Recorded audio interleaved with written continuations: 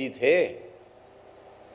थे तो बेचारे बहुत अच्छे, पर नाक पे गुस्सा रखा रहता था उनके। दुर्वासा जी की कुछ विशेष कृपा रही होगी। वो गंगा जी में स्नान करके नाभि पर्यंत जल में खड़े होकर संध्या कर रहे थे, और एक सफाई करने वाली माताजी, जमादारिन माताजी, वो घाट की सफाई कर रही थी, झाड़ू लगा रही थी। अब उस बेचारी ने, कुछ उसकी गलती नहीं थी, पर एक छोटी सी कंकड़ी उछट के पंडित जी को लग गई। अब तो पंडित जी आग बबूला हो गए। इतनी हिम्मत, हमको झाड़ू मार दी, हमारे पर कचरा फेंक दिया। अब झाड़ू तो वहां लगा रही है, वहां पंडित जी खड़े हैं, कहां से कचरा फेंका? एक कंकड़ी छू गई। उसने कहा महाराज धोखे से ऐसा हो गया, आप क्षमा करें, आप ब्राह्मण देवता हैं, क्षमा आपका स्वरूप है, हम आपको प्रणाम करते हैं। आप, अरे प्रणाम करने से क्या हुआ, पहले तो झाड़ू मार दिया, प्रणाम करती है। बहुत गुस्सा हुए। वो ज्यों ज्यों मनावे त्यों तो उनका क्रोध बढ़े। उसने झाड़ू पटक दी, पंडित जी का हाथ पकड़ लिया, बोले चलो हमारे घर। क्यों? बहुत तगड़ी थी महाराज वो। पकड़ लिया उसने, चलो हमारे घर। क्यों? बोले तुम हमारे पति हो। अरे क्या करती है, क्या बोल रही है? हाँ बिल्कुल ठीक बोल रही हूं, छोड़ूंगी नहीं, घर ले जाऊंगी तुमको, वहीं तुम्हारी अकल ठिकाने लगेगी। लोग बीच बचाव करने वाले बोले नहीं मैं नहीं छोड़ूंगी, कुछ भी हो जाए। अंत में राजा के दरबार में पहुंचे, पकड़ के राजा के दरबार में ले गए। राजा ने कहा कि देखो इतना दुस्साहस तुम्हें नहीं करना चाहिए, एक ब्राह्मण को, पवित्र ब्राह्मण को, त्रिकाल संध्या करने वाले को तुमने पकड़ लिया। नहीं नहीं, ये ब्राह्मण नहीं, ये तो हमारी बिरादरी का है, हमारे घर में रहेगा।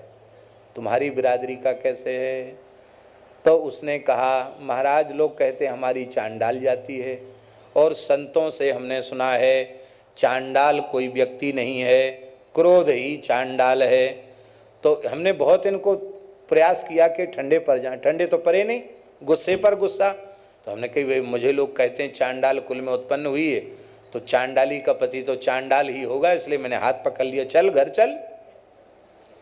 अब पंडित जी ठंडे पड़े, बोले तब छोड़ूंगी जब ये प्रतिज्ञा करें आपके सामने, गंगा जल हाथ में लेके, कि अब किसी भी परिस्थिति में मैं क्रोध नहीं करूंगा, तो छोड़ूंगी, नहीं तो घर पे ही रखूंगी, फिर इनसे भी झाड़ू लगवाऊंगी। बोलो भक्तवत्सल भगवान की।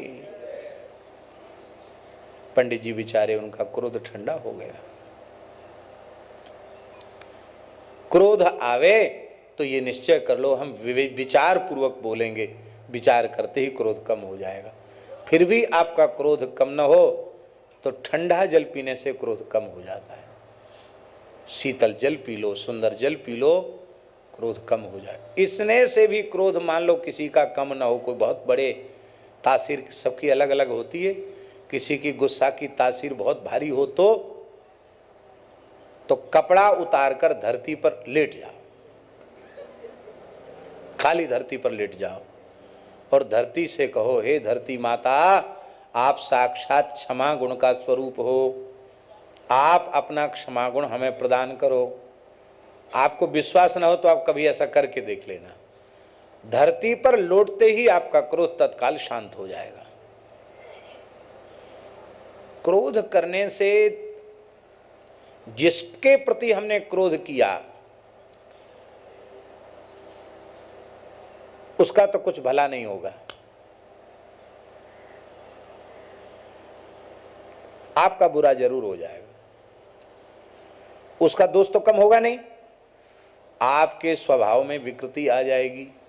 तो क्रोध से दूसरे को हानि कम होती है, बहुत कम होती है, स्वयं को हानि अधिक होती है।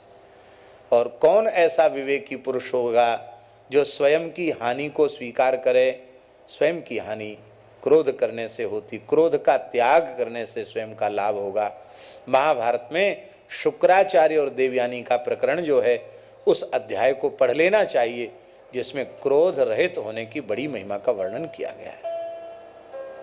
यहां तो स्पष्ट है महाराज जी, आप गुणातीत पुरुष होना चाहते हैं, तत्वज्ञान प्राप्त करना चाहते हैं, भगवत प्राप्ति करना चाहते हैं, भगवान के प्रेम की प्राप्ति करना चाहते हैं, तो आपको क्रोध रहित होने का व्रत लेना चाहिए। कोई चीज नष्ट हो गई, नुकसान हो गया, गुस्सा आता है, अरे इतनी चीज, महंगी चीज नुकसान कर दिया। अच्छा ये बताओ, उस वस्तु को बचाकर आप कब तक रखोगे? संसार की प्रत्येक वस्तु नाशवान है, नष्ट हो गई तो हो गई। 50 साल पीछे नष्ट होनी थी, 50 साल पहले नष्ट हो गई, पहले पीछे में क्या अंतर है? हो गई तो हो गई, जाओ, जाने दो। गुस्सा करने से वो वस्तु आ जाएगी लौट के क्या? हाँ, जिसके अविवेक से नष्ट हुई है उसको प्रेम से समझा सकते, भाई देखो सावधानी तो रखनी चाहिए, ये ठीक नहीं है, ऐसा प्रयास करो कि फिर ऐसी भूल ना बने, ये तो ठीक है। लेकिन हम आग बबूला हो गए और सीधे